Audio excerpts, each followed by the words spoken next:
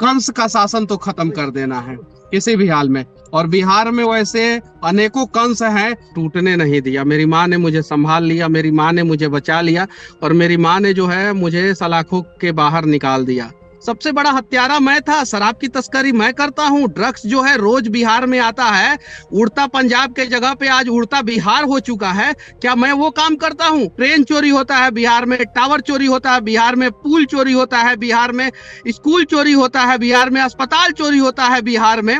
और वो चोरों के ऊपर जो है एनएसए नहीं लगता है, और मनीष कश्यप के ऊपर एनएसए लगा के जो है भेज दिया जाता है। ये दोनों परिवार से हम अकेले टकराएंगे, हमको कोई डर नहीं है। बिहार के जो एक राजा के राजकुमार जो हैं, 1 मार्च को 2023 में जाके बर्थडे केक काटने गए थे कि टॉयलेट साफ करने गए थे? वो बताए ना, क्या करने गए थे? वो टॉयलेट साफ करने गए थे कि बर्थडे केक काटने गए थे? वो बताएं। मैं इस देश का हर एक सिस्टम से कहूंगा, हर एक सरकार से कहूंगा कि किसी भी माँ को जो है ना परेशान मत करो। अगर उसका बेटा सही है ना तो किसी भी माँ के आंख से आंसू नहीं आना चाहिए। नमस्कार, आप देख रहे हैं बिहार तक और आपके साथ मैं हूं ऋचा शर्मा। शनिवार को बिहार के सियासत में बड़ी हलचल हुई। हलचल इस कदर हुई कि एक बड़ी संख्या में जो भीड़ है उसका जुटान हुआ पटना के बेउर जेल के पास। इंतजार बस एक शख्सियत का था, नाम है मनीष कश्यप। मनीष कश्यप बिहार के बेतिया के रहने वाले हैं, बिहार के बदलाव की बात करते हैं। लेकिन आज से ठीक 9 महीने पहले कुछ ऐसा हुआ जिससे उनके समर्थकों को बड़ा झटका लगा। मनीष जेल पहुंच गए। हालांकि अब मनीष को क्लीन चिट मिल गई है और एक बार फिर से वो अपने समर्थकों के साथ हैं। मनीष का जोश एक बार फिर से हाई है और बदलाव की बात एक बार फिर से दोहरा रहे हैं। इस वक्त मनीष हमारे साथ जुड़े हुए हैं। मनीष, पहले तो बहुत बहुत स्वागत आपका। मनीष, बिहार के बदलाव की बात करते हैं और बेतिया से आते हैं, तो भोजपुरी से ही शुरुआत कर रही हूं मैं आपसे। 9 महीना हो गए मनीष, और बहुत लंबा इंतजार रहे, जेल में रहुआ रहनी। तो अब जब जेल से बाहर आइल बानी तो क्या अनुभव हुआ? कैसे जेल में आप 9 महीने तक बितवनी? सबसे पहले तो हम अपना बहन के धन्यवाद करे के चाहता नहीं। रहुओ बेतिया से बानी, हमू बेतिया से बानी, कभी हमनी के मिलल नहीं की संग, तो रहुआ बहिने लागे। हम जेल से आइल बानी आ रौनी के साथ, रौनी के प्यार मिलल, एकरा लाख धन्यवाद। और साथ में लोगों के भी साथ प्यार मिलल, एकरो लाख धन्यवाद। एगो साधारण परिवार के लड़का के सच रौनी के देखाई नहीं लगिन। अगर रौनी के ना देखाई लगिन तो शायद जौन बाटे हम इतना जल्दी जेल से बाहर ना निकल पाती। सिंपल जी शब्द में दीदी की बस रौनी के सपोर्ट के वजह से, आलोक के सपोर्ट के वजह से आज हम मनीष कश्यप 9 महीना के अंदर जेल से बाहर बानी। 9 महीना में केहू के भी नया जन्म होला, तो हमरो एगो नया जन्म भइल बा दीदी। जी मनीष, ये 9 महीना बहुत लंबा वक्त होता है। 9 महीने तक आप जेल के अंदर थे, तो कैसा वो अंदर का अनुभव मैं जानना चाहती हूँ। ये 9 महीने कैसे आपने गुजारे जेल में, किस तरह की जिंदगी आपने व्यतीत की है? अब अगर वह सोच सकता नहीं कि हमको जो है तमिलनाडु भेज दिया गया था यहाँ से। ऐसा लग रहा था कि मैंने बिहार में सबसे बड़ा अपराध कर दिया है, बिहार के मजदूरों का आवाज उठाकर। और वहां पे मैं 4 महीना मदुरई में, चेन्नई से 450 किलोमीटर दूर मदुरई में, मदुरई सेंट्रल जेल में मैं रहा। और वहां पे बहुत सारे समस्याओं का सामना करने के बाद जो है मैं जो है बेउर बिहार आया। और उसके बाद से बेउर में मुझे 5 महीना रहना पड़ा जेल में। और उसके बाद से मैं 5 महीना बेउर में काट के उसके बाद से निकला मैं। और निकलने के बाद जब बेउर के गेट पे जब मैं निकला तो देखा कि असंख्य लोग, मतलब कि उसकी गिनती मैं नहीं कर सकता, जो साधारण परिवार के हैं, जो मध्यम वर्गीय परिवार के हैं, वो सारे लोग जो है लाइन लगा के 2 दिन से इंतजार करते रहे। तो मुझे अच्छा लगा और मुझे एक नया ताकत मिला। और मैंने बेउर जेल के गेट पे जब मैं निकला तभी मैंने प्रण किया कि कंस का शासन तो खत्म कर देना है किसी भी हाल में। और बिहार में वैसे अनेकों कंस हैं जो अस्पताल में जो है बिहार के भोले भाले लोगों को मार रहे हैं, बिहार के मजदूरों को मजबूर कर रहे हैं बिहार से बाहर जाके कमाने के लिए। बहुत सारी समस्याएं हैं, उन सारे समस्याओं पे बात होगा और बिहार को मिल के बदला जाएगा। बिल्कुल मनीष, और आप ये कहते भी हैं कि आप बिहार को लेकर एक मोटिव के साथ काम कर रहे हैं। और जब आप जेल पहुंचे, जाहिर सी बात है, आपने अभी बताई भी कि ये 9 महीना बहुत लंबा इंतजार था, काला पानी की सजा जैसा ये इंतजार, आपने कई बार ये बातें कही है। तो ऐसे में परिवार की जाहिर सी बात है बहुत याद आई होगी, तो किस तरीके से आप मैनेज करते थे? क्या कभी परिवार की याद आती थी, मम्मी की याद आती थी, पापा की याद आती थी? दुनिया में सबसे ताकतवर माँ होती है, और मेरा ताकत जो है मेरी माँ थी। आखिरी दम तक जो है वो मेरा साथ नहीं छोड़ा। और मेरी माँ जो है उतनी पढ़ी लिखी नहीं है, समझिए, तो पढ़ी लिखी नहीं है। और वो जो है दर दर की ठोकरें खाती रही। कभी किसी नेता के पास जाके गुहार लगाती थी, कभी राज्यपाल के पास, कभी राष्ट्रपति के पास, कभी प्रधानमंत्री जी के पास, कभी बिहार के नेताओं के पास। कुछ लोगों ने साथ दिया, कुछ लोगों ने साथ नहीं दिया। लेकिन माँ के साथ साथ असंख्य माँ का दुआ आशीर्वाद था, जिस वजह से मैं और ताकतवर बन के उभरा। और जेल मेरा 9 महीना कट पाया, वरना मेरा जेल नहीं कट पाता। और मैं निकला, और उसके बाद से उसी जोश जुनून के साथ जो है आप लोगों के सामने हूँ। आपने कहा कि आपकी माँ बहुत जगहों पर गई, राज्यपाल से उन्होंने आवेदन दिया कि मेरा बेटा सही है। बार बार वो ये कहती रहीं कि उसने कुछ भी गलती नहीं करी है, ये साजिशन उसे कहीं ना कहीं फंसाया गया। हालांकि अब तो आपको क्लीन चिट मिल गई है, लेकिन जाहिर सी बात है, जब आप 9 महीने जेल में थे तो कई लोग आपसे मिलने भी वहां पर पहुंचते होंगे। तो जब वो मिलते होंगे तो वो आपको बताते होंगे कि बाहर जो है वो आपकी माँ किस तरीके से हर जगह ये गुहार लगाती हैं कि बस निकाल दीजिए। मतलब कई दफ़े हमने देखा है कि वो इंटरव्यू के दौरान रोती नजर आई थी। जाहिर सी बात है, किसी का बेटा जेल में है तो माँ रोएगी ही।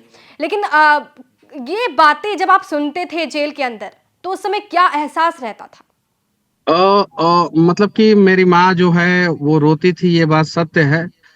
लेकिन इतना मुझे एहसास था कि मेरी माँ रोए, मेरे पिताजी रोए, मेरे भाई भाई रोए, लेकिन वो लोग रोएंगे लेकिन मुझे टूटने नहीं देंगे। और मेरी माँ ने मुझे टूटने नहीं दिया। मेरी माँ ने मुझे संभाल लिया, मेरी माँ ने मुझे बचा लिया, और मेरी माँ ने जो है मुझे सलाखों के बाहर निकाल दिया। मैं एक राष्ट्रवादी हूँ और सनातन धर्मी हूँ। सनातन धर्म में पैदा हुआ हूँ, तो मुझे गर्व है इस बात का। और मुझे राष्ट्रवादी होने का, सनातन धर्मी होने का जो है मुझे सजा मिला। रिचा, मैं आपको बता देना चाहता हूँ कि मैंने 5,000 वीडियो बनाया है, यूट्यूब पे मेरा वीडियो है। आप जाके देख सकते हैं, और बिहार के लोग भी देख सकते हैं, देश के लोग भी देख सकते हैं। जो लोग बोलते हैं कि मैं भाजपाई माइंडेड हूँ, भाजपाई माइंडेड हूँ, मैं उत्तर प्रदेश में जाके योगी आदित्यनाथ जी से मैंने सवाल किया। मैं गुजरात में मोरबी पुल गिरा तो मैंने सवाल किया। नितिन गडकरी के मंत्रालय एनएचएआई से मैं लगातार सवाल करता हूँ। मैंने 5,000 वीडियो बनाया। जब जदयू और बीजेपी की सरकार थी बिहार में, उस समय भी मैं एम्बुलेंस पे खड़ा हो के हॉस्पिटल में घुस घुस के मैंने वीडियो बनाया। उस समय मेरे ऊपर कभी किसी ने एफआईआर नहीं किया। मुझे उस समय दबाया नहीं गया। उस समय एक पत्रकार का गला नहीं घोटा गया। उस समय एक यूट्यूबर का गला नहीं घोटा गया। और जो विपक्षी पार्टी कहता है कि पक्ष जो है पत्रकारों का गला घोट रहा है, यूट्यूबरों का गला घोट रहा है, वही विपक्षी पार्टी ने साजिश करके, दो दो राज्यों की सरकारों ने साजिश करके जो है मुझे जेल में डाला, मेरे ऊपर एनएसए लगाया। लेकिन कमाल की बात यह है कि मदुरई हाई कोर्ट, जो मद्रास हाई कोर्ट का बेंच है, उसने एनएसए क्वेश कर दिया। और मैं फिर से कहना चाहता हूं कि 5,000 में से 4,000 वीडियो जो है मेरा जो है वो भाजपा सरकार से सवाल करते हुए। लेकिन मुझे सजा मिला तो सिर्फ और सिर्फ ये तिलक के वजह से मुझे सजा मिला। तो ये राष्ट्रवादी होने की वजह से मुझे सजा मिला। तो सिर्फ और सिर्फ एक फौजी का बेटा होने के वजह से मुझे सजा मिला। तो सिर्फ और सिर्फ जो है सनातन धर्मी के वजह से मुझे सजा मिला। तो सिर्फ और सिर्फ राष्ट्रवादी होने की वजह से, वरना एनएसए मेरे ऊपर नहीं लगाया जाता। एनएसए जब लगा तब आपकी क्या सोच रही, किस तरीके से आपने, मतलब क्योंकि जाहिर सी बात है केस हो जाना बहुत बड़ी बात नहीं है, लेकिन एनएसए लगाना कहीं ना कहीं बहुत बड़ी बात हो जाती है। तो उस समय क्या विचार रहा आपका? एनएसए तो हम लोग सुने भी नहीं थे। और बिहार में आप लोगों से मैं पूछना चाहता हूं, आप लोग पत्रकारिता करते हैं और हम लोगों से अच्छे ढंग से, ज्यादा अच्छे ढंग से आप लोग पत्रकारिता करते हैं। आप बताइए कि बिहार का के लास्ट व्यक्ति पे कब एनएसए लगा था? किसी को पता हो तो बता दे। क्या बिहार का सबसे बड़ा अपराधी मैं था? सबसे बड़ा हत्यारा मैं था? शराब की तस्करी मैं करता हूँ। ड्रग्स जो है रोज बिहार में आता है। उड़ता पंजाब के जगह पे आज उड़ता बिहार हो चुका है। क्या मैं वो काम करता हूँ? मैं बिहार के गरीबों के लिए आवाज उठाता हूँ। उन लोगों के ऊपर एनएसए क्यों नहीं लगा? पुल जो गिरा देता है, पुल जो ध्वस्त हो जाता है, हवा में उड़ा देता है पुल, ट्रेन चोरी होता है बिहार में, टावर चोरी होता है बिहार में, पुल चोरी होता है बिहार में, स्कूल चोरी होता है बिहार में, अस्पताल चोरी होता है बिहार में। और वो चोरों के ऊपर जो है एनएसए नहीं लगता है और मनीष कश्यप के ऊपर एनएसए लगा के जो है भेज दिया जाता है, तो कहीं तो कहीं गलत है। और बस मेरा सच दिखाने के लिए आप लोगों को धन्यवाद। जी मनीष, आपने बहुत बेबाकी से अपनी बात रखी है और इससे पहले जब पेशी के दौरान आपको ले जाया जा रहा था तब भी आपने कई सारी बातें रखी, यहाँ तक कि आपने ये भी आरोप लगाया कि जेल के अंदर नशीले पदार्थ पहुंचाए जा रहे हैं। उसके बाद जब आपने ये बातें रखी थी तो एक्शन भी लिया गया, ये कहा गया कि कैसे पेशी के दौरान कोई भी कैदी अपनी बातें रख सकता है, इस तरीके से सरकार के खिलाफ बोल सकता है। हालांकि उसकी बात अभी नहीं करेंगे, बात इसकी करेंगे कि नशीली पदार्थ की जब बातें हुई उसके बाद भी, क्योंकि आरोप आपने लगाया था, तो उसके बाद भी क्या जेल में नशीले पदार्थों का सेवन किया जा रहा था या फिर कोई बदलाव हुआ आपकी बातों मैं में? जेल के बारे में नहीं बोला था, मैं जो कोर्ट में हाजत है हाजत के बारे में बोला था, जहां पे जेल से कोर्ट में प्रोड्यूस करने के दौरान कोर्ट के हाजत में लोगों को रखा जाता था, वो हाजत के बारे में बोला था। मैंने जब बोला उसके बाद से मुझे नहीं लेके गया, तो वो हाजत का जिम्मेवारी अलग होता है, जेल की जिम्मेवारी अलग होता है। जेल में मुझे हाई सिक्योरिटी में रखा गया था, किसी से मिलने नहीं दिया जा रहा था, तो जेल के बारे में मुझे उतना जानकारी नहीं है। न्यूज 24 का एक खबर है, ये ट्विटर पे मैंने देखा, आप देखिए यहाँ पे एक फोटो है जिसमें यूपी बिहार के हिंदी भाषी तमिलनाडु में टॉयलेट साफ करते हैं। इस खबर की पुष्टि मनीष कश्यप नहीं करता है, जैसे पुष्टि करता वैसे एनएसए लगा देगा लोग, ये लोग फिर से मेरे ऊपर। नहीं मनीष, आपको बता दूं कि ये डीएमके के नेता हैं दयानिधि, इन्होंने इससे पहले भी बिहारियों को लेकर कुछ ना कुछ ऐसा बोला। एक बार फिर से इन्होंने कहा कि यूपी बिहार के लोग जो हैं तमिलनाडु में जाके जो हिंदी भाषी हैं वो टॉयलेट साफ करते हैं। टॉयलेट साफ करते हैं, तो आप बताइए बिहार के जो एक राजा के राजकुमार जो हैं 1 मार्च को 2023 में जाके बर्थडे केक काटने गए थे कि टॉयलेट साफ करने गए थे, वो बताए ना क्या करने गए थे? वो टॉयलेट साफ करने गए थे कि बर्थडे केक काटने गए थे, वो बताएं। बताएं, दयानिधि मारन को जवाब दे। हम जवाब देंगे दयानिधि मारन को, हम डरेंगे नहीं। वो जानती है ना करुणानिधि का परिवार कितना बड़ा है, और इधर जो है एक राजा और राजा का परिवार जो है पूर्व राजा का राजकुमार और उनका परिवार कितना बड़ा है। ये दोनों परिवार से हम अकेले टकराएंगे, हमको कोई डर नहीं है। अब बताइए ना, ये इस पे जवाब काहे नहीं दे रहे हैं लोग, इस पे प्रेस कॉन्फ्रेंस काहे नहीं कर रहे हैं लोग, काहे नहीं दयानिधि मारन के ऊपर एनएसए लगा रहे हैं लोग, जो बिहार और यूपी के लोगों को जो है टॉयलेट साफ करने वाला बोलता है, जबकि हमारे यहाँ के ना जाने कितने जो है आईएएस आईपीएस जो है वहां पे डीजीपी बने हैं, तमिलनाडु में डीजीपी बने हैं। अब बताइए, वो राजकुमार से आप लोग सवाल पूछिए, वो राजकुमार के मुंह में माइक डालिए और पूछिए कि ये राजकुमार जी बताइए, आप टॉयलेट साफ करने गए थे 1 मार्च को वहां पे तमिलनाडु में, क्या करने गए थे? और किस कश्यप पे एनएसए लगाया? और जब मनीष कश्यप पे एनएसए लगाए तो ऐसा जो बात बोला है उसके भी ऊपर एनएसए लगाइए, और मनीष कश्यप को मदुरई के जेल में भेज दिए, उसको पकड़ के बेऊर पटना में भेज दीजिए। बिल्कुल मनीष, जिस तरीके से अपनी बेबाकी के साथ अपनी बात रखते हैं आप, शायद यही वजह है कि युवाओं का समर्थन आज आपके साथ है और बड़ी संख्या में भीड़ भी जो है वो बेऊर जेल के बाहर बिना खाना खाए आपका स्वागत करने को तैयार थी। वो तस्वीरें भी हमने देखी थी। तो समर्थक जिस तरीके से आपके साथ है, जिस तरीके से आपने चाहने वाले आपके साथ हैं, ऐसे में आपको नहीं लगता कि आपको भी चुनाव लड़ना चाहिए?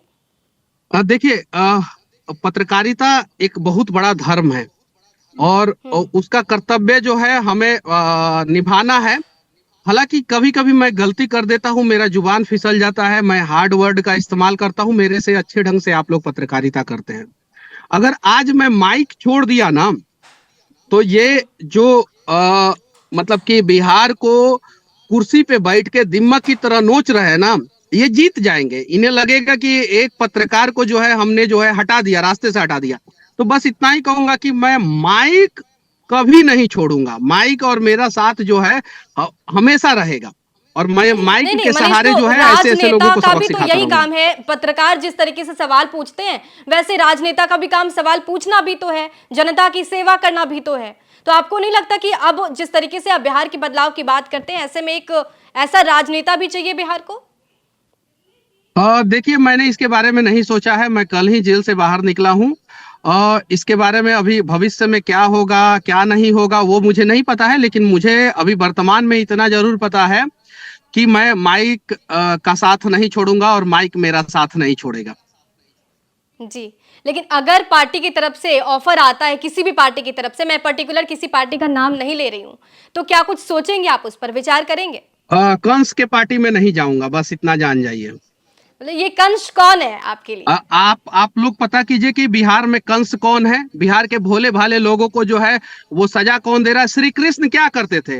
गैया का चारा का व्यवस्था करते थे। कंस क्या करता था? गैया का चारा खा जाता था, गाय का चारा खा जाता था। और श्री कृष्ण, नहीं, आपका इशारा तेजस्वी यादव पर तो तो नहीं है? हम लोग श्री कृष्ण के वंशज हैं। जी हम जी। लोग श्री कृष्ण के वंशज हैं। हम लोग श्री कृष्ण के रास्ते पे चलने वाले लोग हैं। हम लोग जो है उनके दिखाए हुए रास्ते पे चलेंगे। हम लोग जो है बिहार के निर्दोष भोले भाले लोगों को जो है इंसाफ दिलाएंगे, और जो कंस है उनका हक मारेगा। हम्म। तो इशारों इशारों में कहीं ना कहीं आप तेजस्वी यादव पर तो ये बात नहीं कह रहे? आपको पता है मैडम, इसीलिए आप ऐसा बोल रही हैं। बस मैं इतना ही कहूंगा कि आप लोग अपने अंतरात्मा से पूछिए। अगर हम लोग बिहारी हैं, बिहार में पैदा होना ही एक बहुत बड़ा संघर्ष है। और जब हम संघर्ष करके बिहार में पैदा हो गए हैं, तो बिहार को बदलने की जिम्मेवारी सिर्फ मनीष कश्यप के कंधे पे नहीं है, आपके भी कंधे पे है, हम सब के कंधे पे है। तो हम लोग जो है सही को सही कहना सीख लें, और गलत को गलत उसके आंखों में आके डाल के कहना सीख लें। बिहार को जिसने पिछले 33-34 साल से 35 साल से बर्बाद किया है, 1990 में बिहार की स्थिति क्या थी और 2023 में बिहार की स्थिति क्या है, उसका एक आकलन कर लिया जाए, पता चल जाएगा कि इन 33-34 साल में जब ग्लोबलाइजेशन हुआ, जब इंटरनेशनल कंपनियां भारत में आई, तो बिहार में क्यों नहीं आई? बिहार में अपहरण क्यों एक व्यवसाय बन गया? बिहार से पलायन क्यों एक व्यवसाय बन गया? इन सारे सवालों का जवाब आपको खुद मिल जाएगा। और बिहार को किस कंस ने बर्बाद किया, इस सवाल का भी जवाब आपको मिल जाएगा। बिल्कुल मनीष, आप बहुत ही स्पष्ट तरीके से अपनी बात रखने के लिए जाने भी जाते हैं, और कई दफे आपने अपनी पूरी बातें, जो भी आपके दिल में, आपकी जुबान पे वो बातें रहती है, शायद यही वजह है कि समर्थक आपको बहुत सुनना चाहते हैं, देखना चाहते हैं। लेकिन आपसे ये भी जानना चाहूंगी कि एक सशक्त बिहारी होने के नाते आपको क्या लगता है, बिहार को कोई और विकल्प की जरूरत है? कौन सी सरकार बिहार के लिए अच्छा काम करेगी? देखिए, मैं इसके बारे में कुछ नहीं कहना चाहता हूं, बस इतना ही कहना चाहता हूं कि हम बिहार के लोग अगर सुधर गए, 12 करोड़ से ज्यादा हमारी जनसंख्या है, हम सुधर गए, हम जग गए, और हमारे अंदर का शेर जग गया। बिहारी के डीएनए के ऊपर बहुत सारा चर्चा होता है, तो बिहारी के डीएनए में शेर होता है, शेर का डीएनए जो है बिहारी का डीएनए होता है। तो ये अंदर का जिस दिन शेर जग जाएगा, उस दिन हमारा बिहार बदल जाएगा। और जब तक हम लोगों के अंदर का शेर नहीं जगेगा, सरकार किसी भी पार्टी की आए, बिहार नहीं बदलने वाला है। तो सबसे पहले हम बिहारियों को जगना होगा। मनीष, जब आप जेल गए थे उसके बाद से लगातार आपके जो समर्थक है वो काफी एक्टिव है, और कहीं ना कहीं आपके लिए दुआएं मांगी जा रही थी, आपके लिए दिल खोल के बातें सोशल मीडिया पर भी की जा रही थी। ऐसे में तभी से ये अंदाजा लगाया जाने लगा था कि मनीष अब अगर जेल से बाहर निकलते हैं तो आपको मनीष कश्यप 2.0 यानी न्यू वर्जन मनीष का आपको देखने को मिलेगा। मनीष ने क्या कुछ बदलाव किया है इन 9 महीनों में? देखिए, मैं जो पहले काम करता था वही करूंगा। बस ये 9 महीने के अंदर मेरे अंदर और ताकत आ गया, और बहुत कुछ मैंने सीखा। अटल बिहारी वाजपेयी का मैं एक किताब पढ़ रहा था, प्रधानमंत्री बनने के बाद उनका जीवनी जो है प्रकाशित हुआ था, अटल बिहारी वाजपेयी ने खुद ही लिखा था।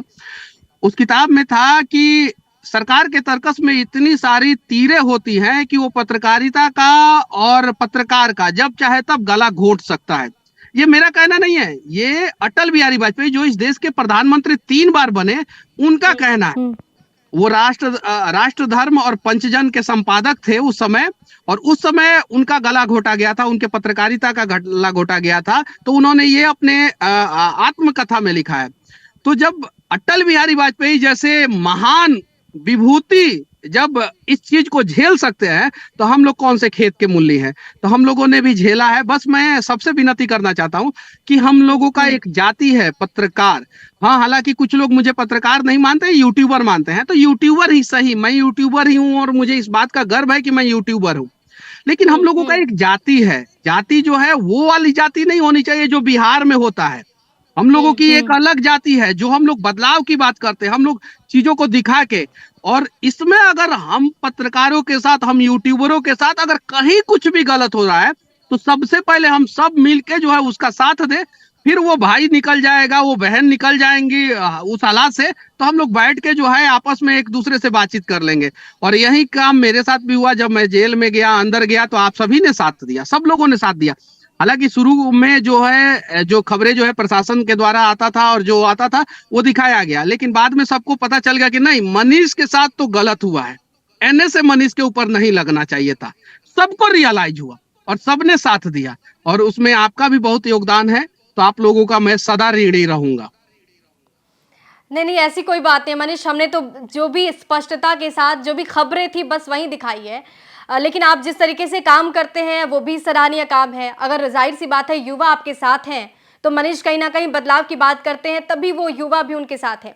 मनीष, हम सबकी जिंदगी में उतार चढ़ाव आता है, बहुत बड़ी बात नहीं होती है। अगर हमारे साथ तो कुछ अच्छा फेज चल रहा है तो बुरा भी आएगा। उस दौर से आप गुजर गए, बहुत अच्छी बात है कि आपने पूरी ताकत से उस दौर को हराया है। लेकिन मनीष, हम सीखते भी हैं, जाहिर सी बात है आपने कुछ सीखा भी होगा। क्या सीखा है आपने? मैंने बहुत कुछ सीखा है। जैसे कि कैसे संघर्षों को हरा के जो है और बाधाओं को पार करके जो है आगे बढ़ना है। इसीलिए मैं जेल से जब निकला तो मैंने सिर्फ और सिर्फ 9 महीना संघर्ष किया था। तो मैं जेल से निकला तो मैं उस संघर्ष को देखने गया, उस संघर्ष को प्रणाम करने गया जो दशरथ माझी ने किया था। 20 साल तक सरकार, सिस्टम और वहां के लोग आंखों पे पट्टी बांधे रहे, और दशरथ माझी जो है छेनी हथौड़ी लेके पहाड़ के सीने पे वार करते रहे, और उन्होंने पहाड़ का सीना चीर के जो है रास्ता बनाया। तो मैं वहां पे गया और वहां पे सीखा मैं कि नहीं, अभी हम लोग जिंदगी में कुछ नहीं किए, अभी हम लोगों को बहुत कुछ करना है। और मैं बिहार के युवाओं को भी संदेश दिया कि चलिए, अगर आप अपने समस्याओं से हार जाएंगे उस दिन आपकी जिंदगी खत्म हो जाएगी, और समस्याओं से नहीं हारेंगे तो समझिए कि एक दिन संघर्ष के दम पे आप अपना इतिहास जरूर बना लेंगे। और मेरे साथ भी वही हुआ। मैं जेल से बाहर निकला हूं और मैं डरूंगा नहीं। बस जितना कुछ सीखा हूं उस सीख के वजह से जो है मैं बिहार को और देश को बदलने का प्रयास करता रहूंगा। मनीष, घर आप गए कि नहीं? मम्मी वम्मी से मिल लिए, अपने पूरे फैमिली से मिल लिए? अभी आज मैं 4 बजे मैं अपनी माँ से मिलूंगा। तो घर में तो पकवान उकवान सब बन गए हो ना मनीष जी? अब जाके मिलूंगा तो देखूंगा।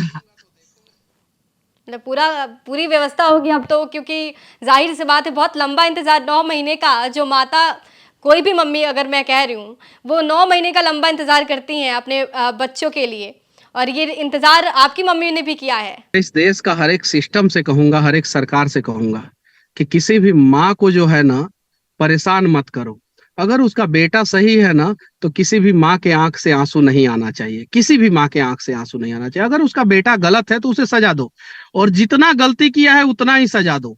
अगर सरकार के और सिस्टम के नजर में लगता है कि मनीष कश्यप ने गलती किया था, झूठ बोला था, तो मुझे झूठ बोलने का सजा सरकार को देना चाहिए था।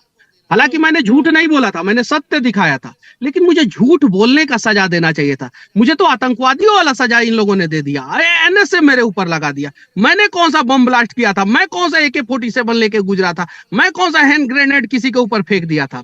तो मैं बस, अगर आप दूसरे किसी की माँ को रुलाते हैं तो एक दिन आपको भी रोना पड़ेगा। तो मैं सबसे विनती करना चाहूंगा सिस्टम में बैठे हुए लोगों से, IAS IPS प्रशासन से, नेताओं से, कि कभी भी निर्दोष किसी बेटे को फंसा के उसके माँ के आंखों में आंसू मत लाओ।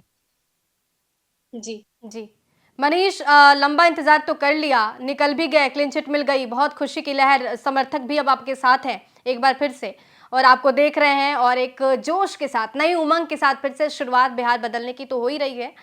लेकिन आगे की प्लानिंग क्या है, क्या कुछ करेंगे? आगे की प्लानिंग अगले इंटरव्यू में बताऊंगा। अभी हम लोग कहीं निकल रहे हैं, और अगली बार फिर हम लोगों की लंबी बातचीत होगी। चलिए, बहुत शुक्रिया मनीष हमारे साथ जुड़ने के लिए। तो ये थे मनीष कश्यप, 9 महीने जेल में रहे, कई सारी दुविधाओं को पार करके आखिरकार इन्हें अब कोर्ट ने क्लीन चिट दे दी है, और मनीष अब समर्थकों के बीच हैं, बेबाकी से अपनी बात रखते हैं, और एक बार फिर से मनीष बिहार को बदलने की बात कह रहे हैं।